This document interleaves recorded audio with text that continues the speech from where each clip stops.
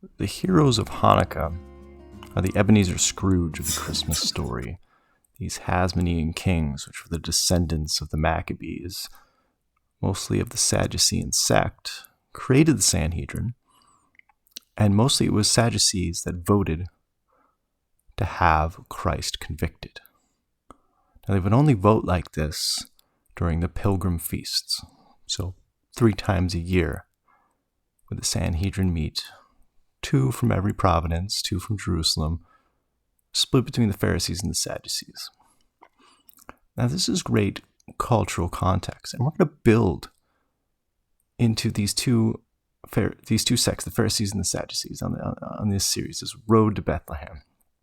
And the whole goal here is to give the Christmas story and the Gospels some cultural context, because no one likes to study the intertestamental period, and not just talking Christians, I'm talking those in Judaism as well.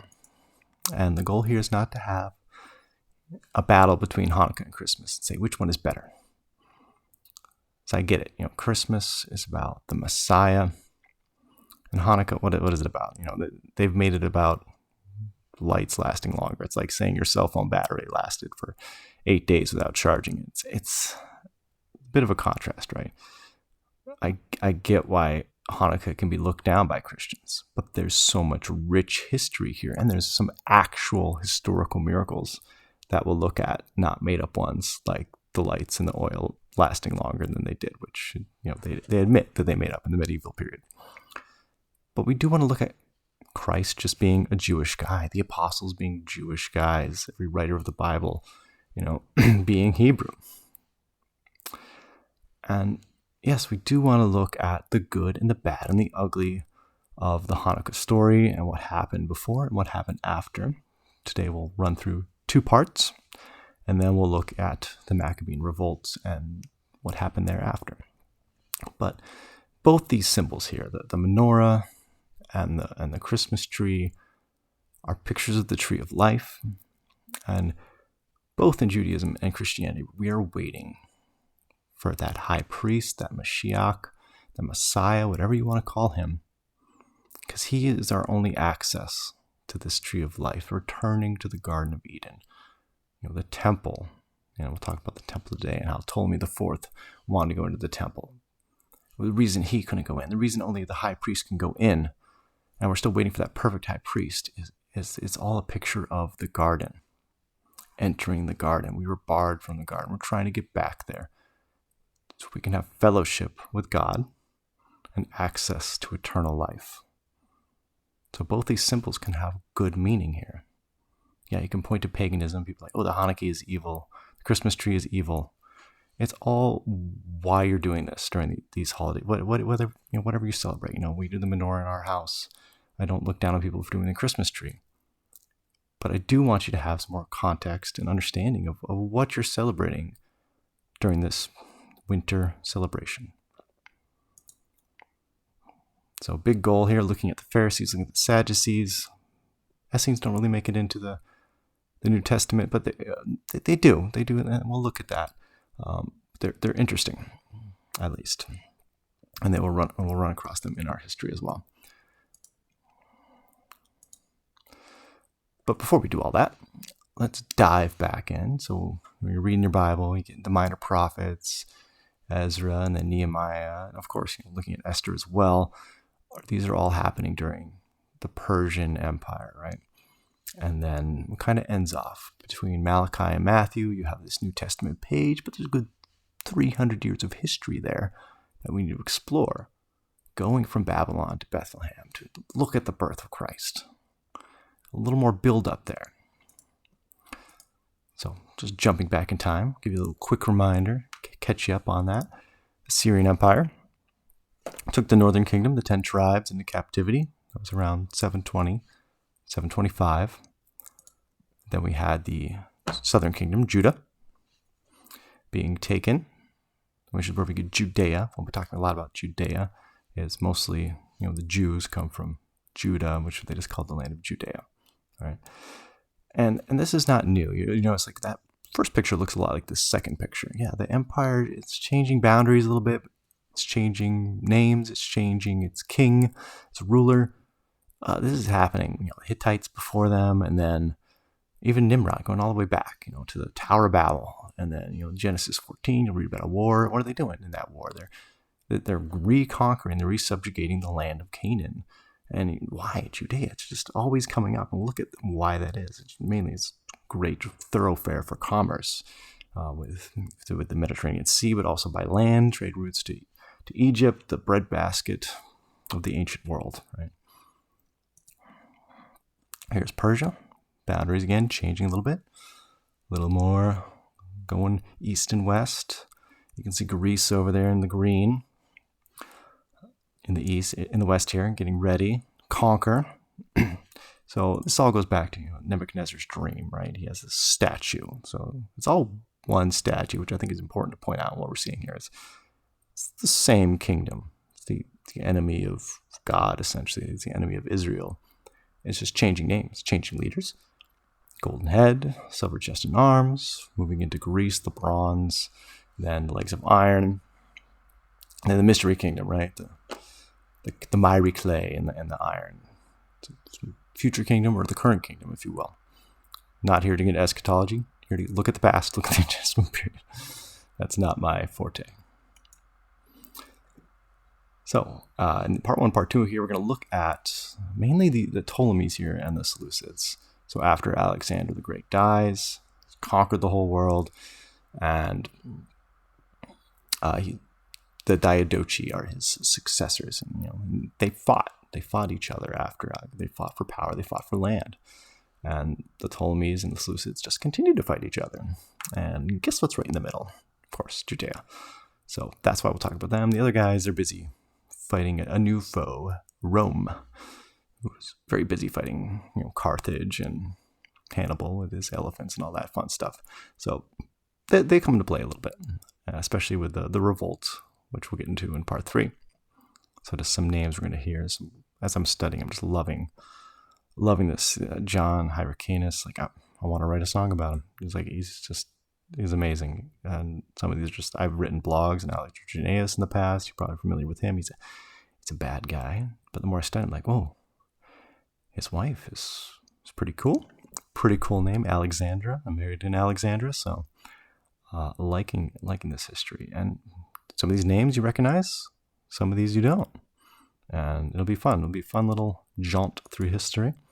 Learn about this guy, Mattathias, Judah Maccabee, looking at the Hasmoneans, reconquering the land of Israel, and then building into the Herods, who were reigning at the time of Christ. Lots of different Herods.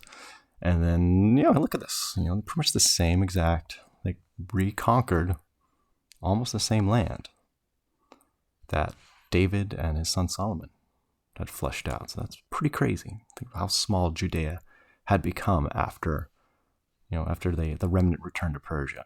It's not all Jews. And we'll talk about that here in part 2, that most of the Jews here are still scattered. There's a small remnant that came with Ezra, Nehemiah, Ezra bringing religious reform, Nehemiah rebuilding the walls, getting Jerusalem back, and read the books like Zechariah. The temple's got a shaky, rough start. They have a lot of enemies surrounding them still. And now they're just getting flip-flopped between these two. They're right in the middle of these two superpowers. So now I'm going to kind of read my slides. So if these two Greek superpowers united against Rome, history would have been altered and Judea would have been a very different place. If these 4 kingdoms were like, hey, Rome's getting pretty big over there, getting pretty feisty, why don't we unite? Macedonia and Thrace, they took the brunt of it, while the Ptolemies and the Seleucids were kind of greedy, just land grabbing and fighting each other. So the Battle of Raphia was the greatest battle of the Syrian Wars. Gigantic. Watched a whole video on it. It's crazy. And directly affected Judea. And you might be asking me, Nate, besides YouTube videos, where do you get your information? Past several years I've been reading, we're going to look at 3rd Maccabees today. That one's a new one for me. It has nothing to do with the Maccabees, which is interesting. But 1st, 2nd Maccabees, a lot of my research I did for my second novel dealt with this history, dealt with Jesus' birth. So I wanted context. So I read a lot of Josephus. Listened to mostly 1st through 4th, his Antiquities of the Jews, and then Wars of the Jews, which is mostly about the siege of Jerusalem in 70 AD. So then just, yes, of course, watching videos, reading a lot of Wikipedia, trying to piece it all together. Because those ancient, documents are good. Because, the Maccabees would have been written during this time. Josephus would have been writing about, around after 70 AD. Recording lots and lots of history, trying to sum it all up together. But just, like, the names, like, the idea of putting, like, we'll look at Ptolemy the Fourth. And there's Antiochus. We can say, ooh, Antiochus, he's the bad guy, right? The Maccabean rule, he's the bad guy. No, this is the third. Okay, there's the fourth is the bad. Those writers didn't do that. So it gets confusing because there's like, which Antiochus is this? And they'll have different names for him. And that helps. And that helps us pinpoint who they really were. But when you're just reading through, it can be very confusing. So it's nice just to have something like this that kind of brings it all together. So 3rd Maccabees records the account of the battle and the events after, and that's what we'll be looking at Part 2, and then we'll finish up here. So like we said, Ptolemy the Fourth versus Antiochus the Third. So Judea was under Ptolemaic control for most of the Hellenistic period, 195 BC, when the Seleucids invaded and seized Jerusalem, which guarded a major commercial thoroughfare of the Levant, which is just the Israeli area. Ptolemy the Fourth's reign was marked by the Fourth Syrian War, 219 through 217, with the Seleucid Empire, which culminated in a decisive Ptolemaic victory at the Battle of Raphia, one of the largest battles of the whole Hellenistic age. Lots of elephants, too. We'll talk about the elephants. They play a big part in this. So you can see in the picture there's Raphia and Jerusalem over here. I got an arrow going to it. All right, in a second. So the Diadochi, we talked about them. The successors. History and the Maccabees tell us before the battle, an assassination attempt of Ptolemy was, no, the P is silent, Ptolemy by some of his own men took place. Maccabees tells us a Jew warned him before the regicide was committed. So he tells him, get out of the tent. And so they went in to kill him there, and he was gone.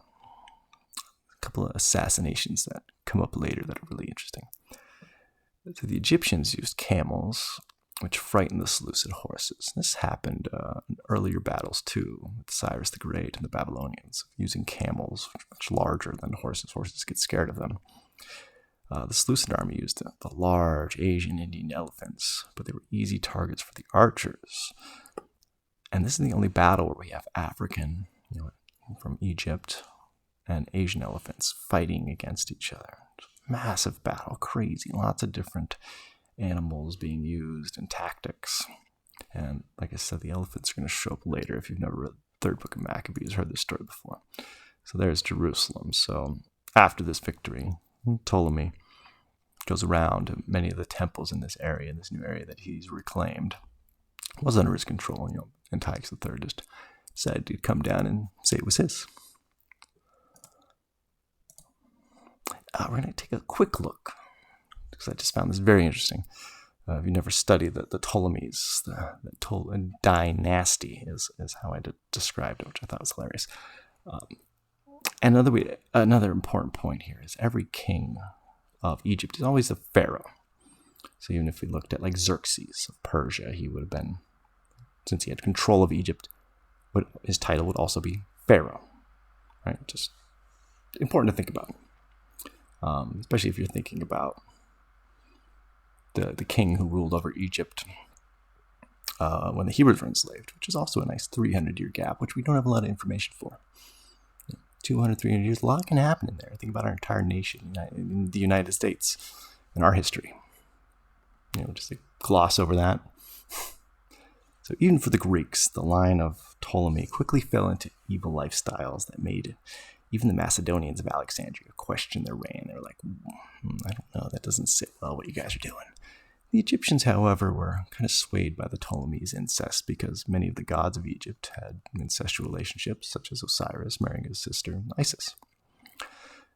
So like we said, Ptolemy visited many of the temples after his victory at Raphia, and that included the Jerusalem temple. So we have Ptolemy, the fourth here. Philopator was his name, which means father lover, and we see his his grandfather is Philadelphus, which means sister-loving, which is fitting because he married his sister. And yet, if you just look, especially at this chart, you see a lot of that going on. So when we get to like Cleopatra VII, which is the most known of the Ptolemies, how did she not have 17 toes and 2 noses? All this inbreeding going on. How was she still attractive enough that Mark Antony and Julius Caesar both wanted to have children with her? So maybe we'll come back to them later as we get into that level of history, because that would have been happening even closer to Christ's birth. But just to give you a little bit of a picture there of how these weren't the greatest people. That kind of gives us some context for what's about to happen in the book of Maccabees here. So Ptolemy, of course, was barred from the Jerusalem temple. The Levites didn't want to let him in, even though he offered sacrifices, saying, like, this is not how we do things here. Like I mentioned, the temple was a picture of the garden, and only the high priest would enter, and that's just once a year on the Day of Atonement. This made him furious, but the whole city of Jerusalem just like is begging him. Like there are people weeping in the streets, so it's like okay, he just kind of leaves, and instead of taking his anger out on Judea, he just had a big battle. So he let it fester, and he goes back to Alexandria in Egypt, and there he like talks to his friends, and he demands all the Jews be rounded up into his great hippodrome. Which you have a picture of a hippodrome there. I don't know if that's actually his. But when I googled it, that's what came up. And he was going to have them be trampled by elephants. So 500 elephants were made to get drunk off wine and frankincense. I never have drank frankincense, but I don't know why, but that's interesting. So after several failed attempts, because they keep finding more and more Jews. Like I said, there's not a Jews, just they've been scattered. Even after the Babylonian exile, there were still Jews living in the land. And there's a whole story of Gedaliah. It was this governor who was assassinated. And then the king of Babylon was like, how dare you kill my governor? And they grabbed Jeremiah the prophet and they fled to Egypt. And then he came back and completely wiped out. Because normally you don't just wipe out a city. You only do that if you're trying to make a point. Normally you want it to continue to exist so they can pay you tribute. So they really had to do something really annoying and wrong that would cause the king of Babylon to do that, which caused really for Israel to be desolate. A lot of the Jews fled to Egypt at this time and stayed there. They even wanted to build a temple in Egypt. So there's massive amounts of Jews still practicing, still keeping the Torah, and they're trying to rally them all up. Even in just the city of Alexandria, they can't count them all. They can't get all of them into this hippodrome. There's just so many Jews in the city. So eventually he's like, all right, let's just kill them after like several days of this. And they've been getting the elephants drunk, and then they would call it off. But this time, Ptolemy is very drunk himself, and the elephants get released. And then these 2 angels appear, and they drive the elephants backwards into Ptolemy's men, causing many of them to be killed. It reminds me of the fiery furnace, right? It's like, go to throw men, and the men that are throwing Shadrach, Meshach, and Abednego in are getting killed. And the Jews never see these angels, but they were all unharmed. And Ptolemy, having witnessed this, repented of his acts. He's like, okay, obviously, I've heard stories of these Jews before. Lots of history. Don't mess with the Jews. It happens a lot. People think, now, because they're just such lowly people, but you put them in a corner, God's like, he'll step up. So this was a miracle. I like this story. And that's the end of part 2. So hopefully you enjoyed this quick version of 3rd Maccabees, which is a very small book anyways, but it is a great prelude into what we're going to be going into next, which is our Maccabean revolt. So jumping 30, 40 years ahead, now we'll look at Antiochus IV, and give him a smack with the hammer there. Yeah, the hammer, Judah, that's Maccabees. Maccabees is hammer. That's where he got his name. That's where the Maccabees got the name. They would hammer the Greeks. Constant guerrilla warfare style. So we'll look at that in part 3. If you like this stuff, please leave a comment, make a correction, give me a thumbs up, And that just encourages me to keep going with this series. Hopefully we'll have a part each week all the way up till Christmas. Have a blessed Thanksgiving, guys, and take care.